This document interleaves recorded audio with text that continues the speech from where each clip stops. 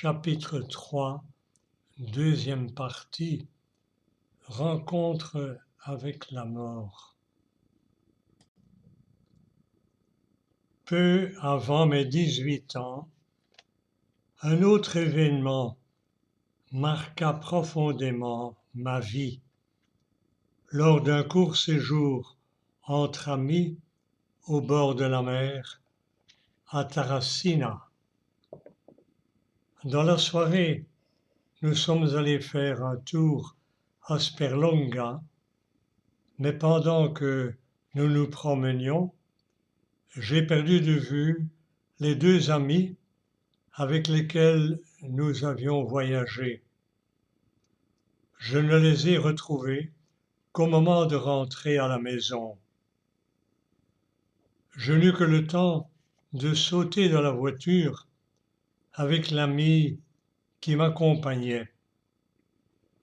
Je me rendis alors compte que les deux garçons étaient ivres, mais le conducteur s'était déjà installé et avait démarré. Quelques minutes plus tard, il perdit le contrôle et la voiture quitta la route. Dans la panique, j'eus la fulgurance que nous allions plonger dans un précipice d'où nous ne sortirions pas vivants.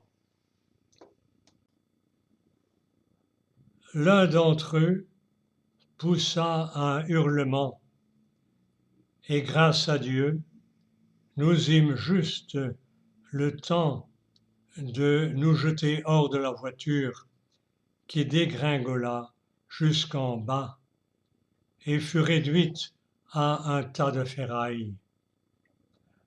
En un sens, nous avons assisté à notre mort en direct. D'ailleurs, ne nous voyant pas arriver, nos amis qui roulaient devant nous ont fini par faire demi-tour.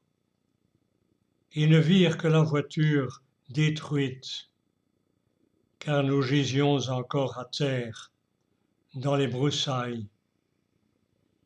Ils crurent à cet instant que nous étions morts et furent désespérés. Plus tard dans la nuit, nous avons longuement parlé avec Claudia, la fille qui était avec moi dans la voiture, et avec Daniela, une autre amie venue elle aussi à Terracina. Nous avons échangé sur cette expérience de face à face avec la mort. Puis nous avons fait un pacte. Nous nous sommes promis, à tout instant, cette vie peut finir. Vraiment, comme l'a dit Jésus, nous ne savons ni le jour ni l'heure. Alors, aidons-nous mutuellement à vivre chaque instant le plus intensément possible pour pouvoir dire à l'heure de notre mort, nous avons pleinement vécu notre vie et nous en avons fait un don d'amour en réponse à l'amour de Dieu. Une question m'a profondément secoué, une sorte de flash, à l'instant même où j'ai cru mourir. Et maintenant, que reste-t-il de tout ce que j'ai fait dans ma vie? À ce moment précis, dans mon cœur, j'ai pris profondément conscience qu'il ne restait que l'amour que j'avais donné. Cette vérité s'est inscrite dans mon âme. Tout passe, l'amour ne passera jamais. Confronté à la mort, en voyant ma vie défiler, j'ai éprouvé la douleur d'avoir trop peu aimé. Et j'ai demandé à Jésus de me donner encore du temps et des occasions d'aimer. 2 mois plus tard, Claudia était renversée par un conducteur ivre et mourait à l'hôpital après 2 jours de coma.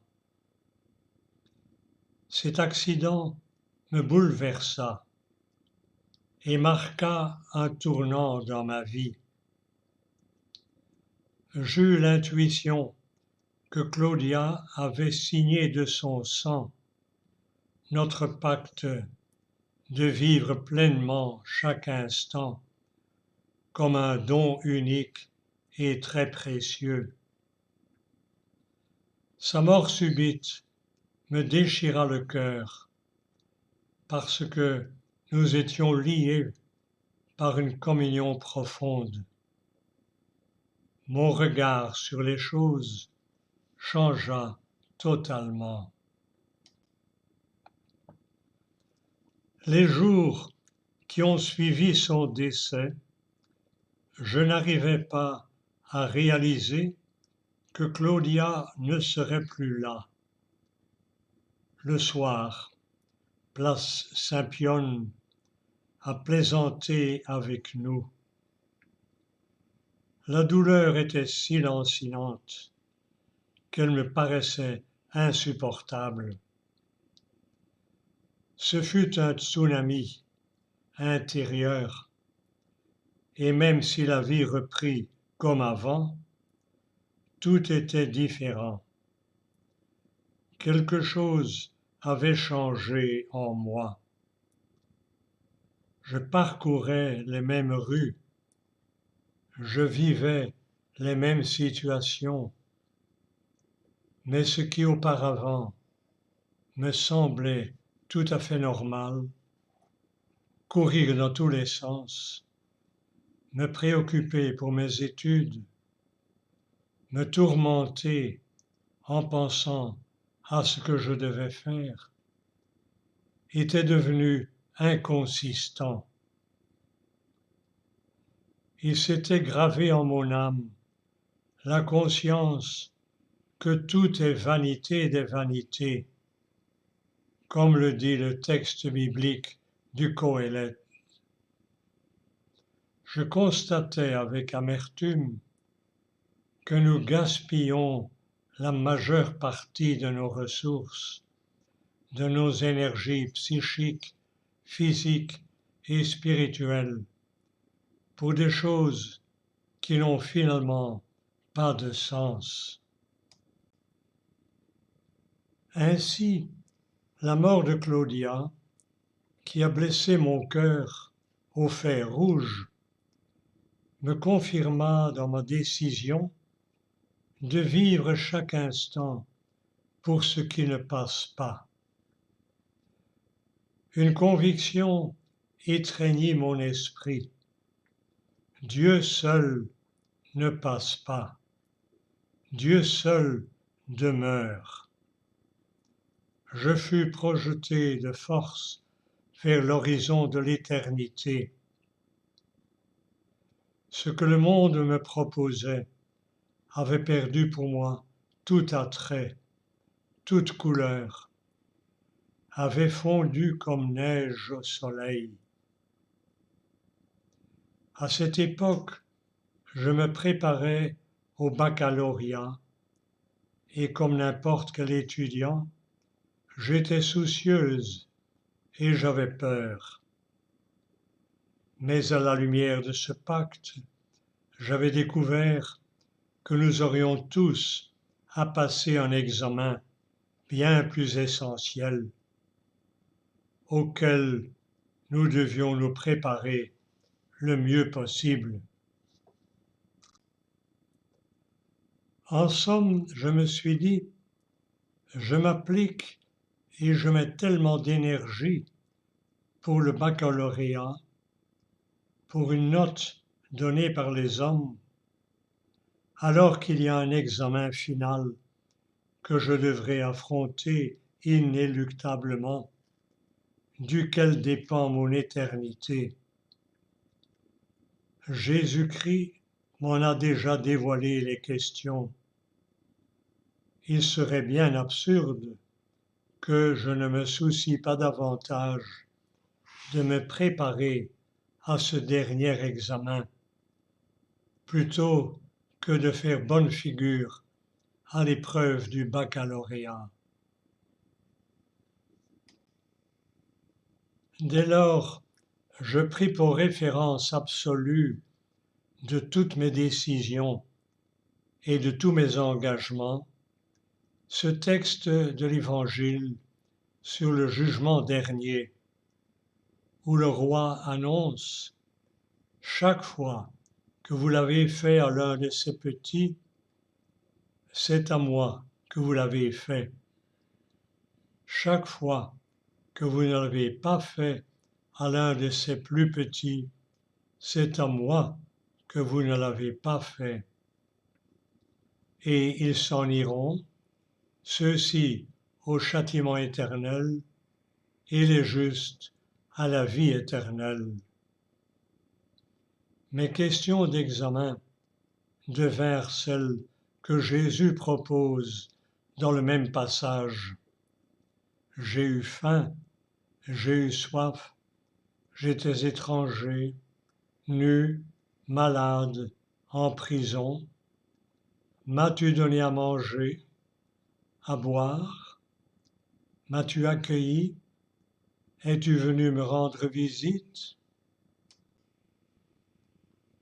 Je prenais la mesure de la responsabilité qui m'incombait de reconnaître Jésus dans toutes les personnes que je rencontrais, surtout celles qui étaient le moins aimées, le moins accueillies, le moins comprises. L'affamé n'était peut-être pas le mendiant sans ressources, mais plutôt ce jeune seul qui avait besoin de quelqu'un pour l'écouter. Cette fille trahie par son fiancé, qui cherchait une épaule sur laquelle pleurer. Dans les petites choses concrètes, j'essayais d'être attentive à ce petit rien qui se présentait chaque jour à moi et à vivre ma communion avec Jésus à travers une relation aux autres qui se transformait en prière vécue. Fin de la deuxième partie du chapitre 3, Rencontre avec la mort. Et prions. Seigneur, donne-nous la grâce de réussir notre examen final. Amen.